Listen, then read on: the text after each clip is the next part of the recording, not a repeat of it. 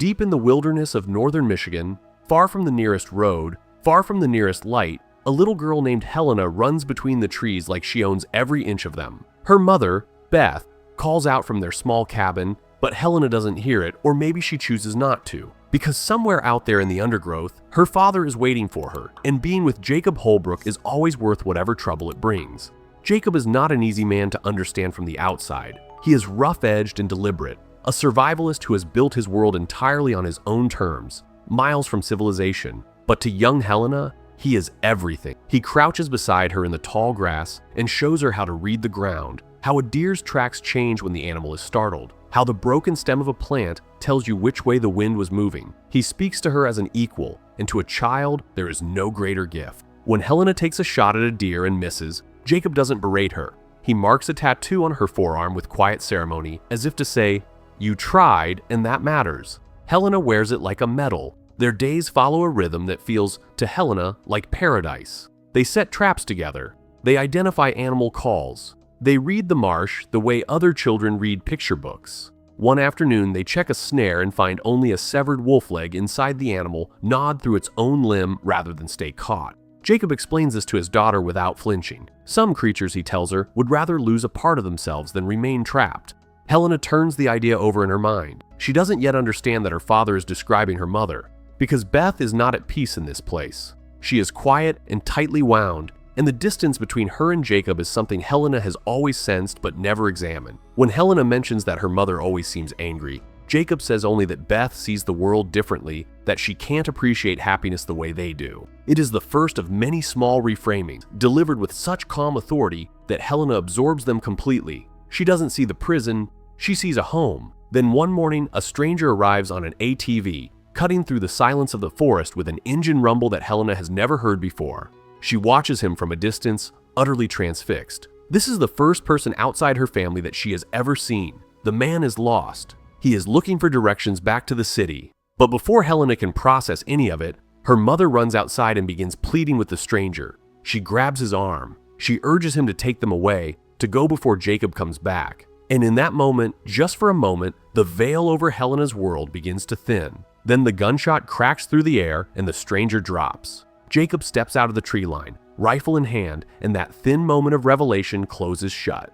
Beth grabs Helena and hauls her toward the ATV, and Helena fights her every step of the way. She does not want to leave. She doesn't understand what is happening. She wants her father. When her resistance becomes too much to manage, Beth does the only thing she can. She knocks her daughter unconscious with a rock and drives them both into the dark, escaping before Jacob can stop them. When Helena wakes up, she is lying on a cot in a police station. The walls are strange. The lights buzz overhead. A kind officer named Clark approaches her and tries to explain gently that she is safe now. Helena demands to see her father. She is told he is not here. When she finds her mother and asks for answers, Beth tells her the truth for the first time. Jacob kidnapped her years ago and took her to the woods. Helena has never known anything else. Jacob trained her thinking too thoroughly. She doesn't believe a word of it. She escapes through a window without much effort. Jacob taught her that. She moves through the town in a daze, encountering lights and cars and other people as if she has landed on another planet. Then she hears a sound that stops her cold, the call of a bird flute, the one she played by the window of their cabin. She finds her father waiting for her in an alley, and the reunion is desperate and real. He holds her, and she holds him, and for a moment, it is just the two of them again, but the police are already there. Jacob tells her he will find her. He promises. Then the officers close in, and Jacob is arrested, and Helena watches the only world she has ever known get taken away in handcuffs. 20 years pass. The woman Helena has become looks almost nothing like the girl she was. She goes by a different name now. She wears foundation over the tattoos on her face every morning before she walks out the door. She has a desk job.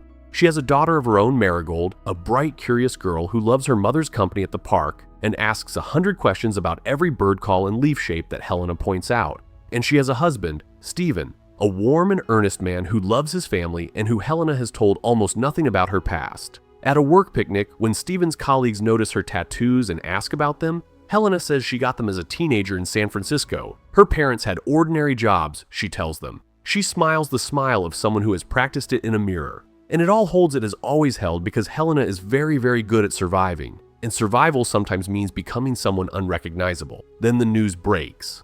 On the highway outside the city, a prison transport van has been involved in an accident. 2 guards are dead. A prisoner named Jacob Holbrook, known in the media as the Marsh King, has escaped. The other inmate who escaped with him is still at large.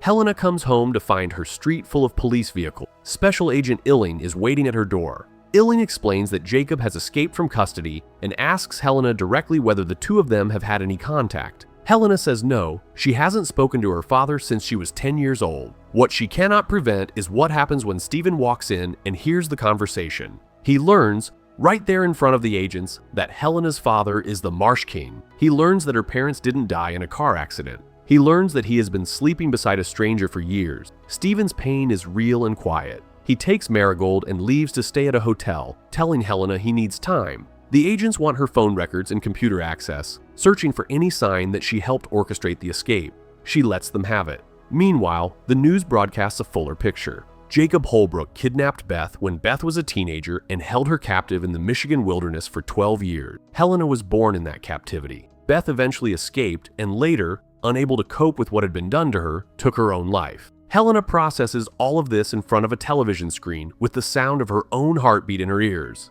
That night, she goes down to the basement and opens a box she hasn't touched in years. Inside, wrapped in cloth, are the objects she carried out of the wilderness.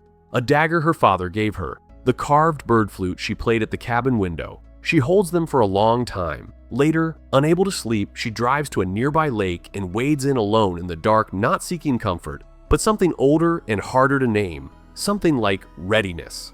The next morning, Clark comes to see her. He is old now, but still carries himself with the same steady concern she remembers from the police station 20 years ago. He tells her he's been thinking about her. He mentions, carefully, that he had hoped to be a kind of father figure to her after everything that he still thinks of her as the girl he found curled on that cot.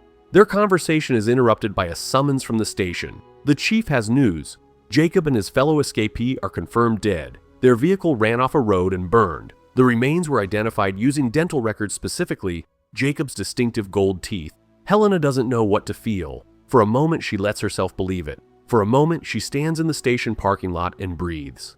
Then Stephen brings Marigold home, and Helena holds her daughter so tightly the little girl squirms and laughs. Stephen hasn't fully forgiven her, but he is trying. That evening, when he is heading out, he tells her that all he's ever asked is for her to be honest with him, to trust him enough not to think the worst. Something in Helena breaks open. She stops his car. She rolls up her sleeves and opens her collar and shows him every tattoo on her body, the ones on her neck, her chest, the marks of a childhood spent being shaped by a man she loved and feared. She tells him what each one meant. Then she asks him, would he have married the Marsh King's daughter if he had known? He doesn't answer with words. He pulls her close, but the peace doesn't last.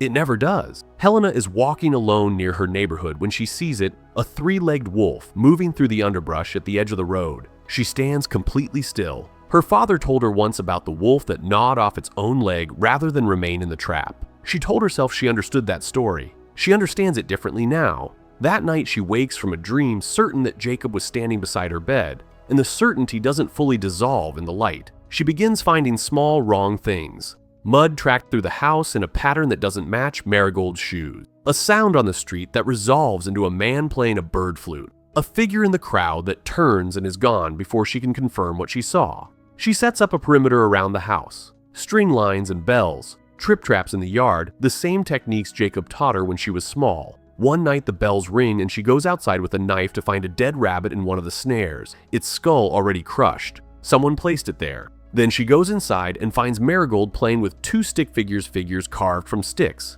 shaped the way their toys were shaped in the cabin when she was a child. Marigold says she found them on the porch. He was inside the house. He was looking at his granddaughter while they all slept. Helena makes a decision. She drops Marigold at school, drives to Stephen's office, and tells him she has to go away for a short time. She can't explain why. She only promises it will be her last secret. He is frightened for her, but she is already gone in her mind before she finishes the sentence. She drives north. She turns her phone off somewhere on the highway. At the end of the last road, she inflates a boat and pushes off into the marsh. The water closes around the hull with a sound she has heard in her dreams for 2 decades. Cattails press in from either side. The light changes the way it only changes in this place, scattered in amber through the canopy. Helena moves through it with her hands steady on the paddle and her face entirely blank. She reaches the cabin. It is still there. She goes inside and calls out, and Jacob steps from the shadows, older now, slower, his gold teeth glinting in the low light, but still radiating the same quiet command that defined her entire childhood. He says he has thought about her every day. He takes her on a walk through the old grounds, pointing out the places they used to go. There is something almost unbearable in it, the genuine emotion of a man who truly believes what he built here was good. He leads her to the river, where a boat is waiting, and tells her his plan. She should bring Marigold. The three of them could cross into Canada and start again, just like the old days. A new life, a real family. Helena looks at the river. She remembers a scene she had buried for 20 years, her mother in the water, struggling, and Jacob standing above her. It wasn't an accident. Her mother was trying to run, and Jacob was holding her under. Helena says no. She tells him she has a family. She tells him to stay away from them. She turns to leave. It is then that Clark appears on the trail behind her. Stephen called him when he couldn't reach her. Clark tries to lead her away, but before either of them can react, Jacob shoots him in the chest. Clark falls. Helena drops to her knees beside him and watches the light go out of his eyes. The man who found her on that cot in the police station, who sat across from her with steady hands and careful words, who saved a box of her photographs for 20 years, he dies on the ground of the marsh that swallowed her childhood, and there is nothing she can do. Jacob drags her across the ground and drops her into a pit, a deep hole covered with a bamboo lid, the same kind of containment structure she remembers from her childhood. He tells her he is going to go get Marigold. He is going to bring his granddaughter back here. Then he walks away. She thinks of her mother. Beth spent years in a pit very much like this one, and she spent years getting out of it, and she never fully did. Helena is not going to end where her mother ended. She forces herself upright. She grips the bamboo lid from below and hangs her full weight from it until the wood splinters and gives way,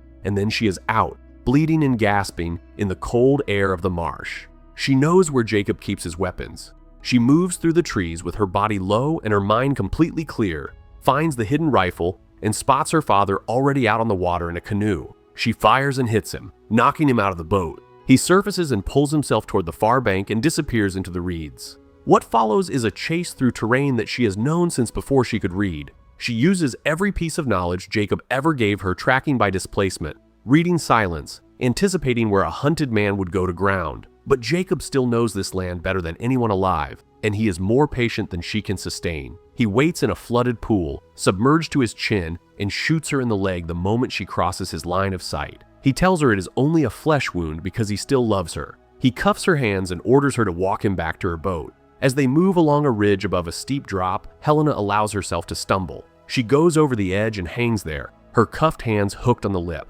Jacob reaches down to pull her up, and she uses his pull as a launch point. They both go over. The fall is brutal. The water and mud break them both, and they lie unconscious in the shallows as the marsh settles back around them. Helena comes back to consciousness first. Her wrists are broken free from the cuffs by the impact. Jacob stirs nearby. She crawls toward the nearest gun through the mud. He gets up at the same moment. They struggle once more in the shallow water, and this time Helena does not let go. She grabs his weapon and fires. It is over. She does not stand there long. She does not mark the moment. She turns and begins the long, slow crawl back to her boat through water that is up to her waist and reeds that drag at her from every direction. Wounded, exhausted, bleeding into the dark water, she keeps moving. She finds the hull. She gets herself in. She starts rowing. The marsh closes behind her like it always has, impassive, ancient, holding its secrets. Helena rows into the amber light and the silence, and gradually the reeds part and the water widens, and she becomes smaller and smaller against the expanse of it until she disappears from view entirely. Whether she makes it back is left for the audience to decide, but she is moving, she is alive, and for the first time in her life, she is rowing away from the marsh instead of being kept inside it.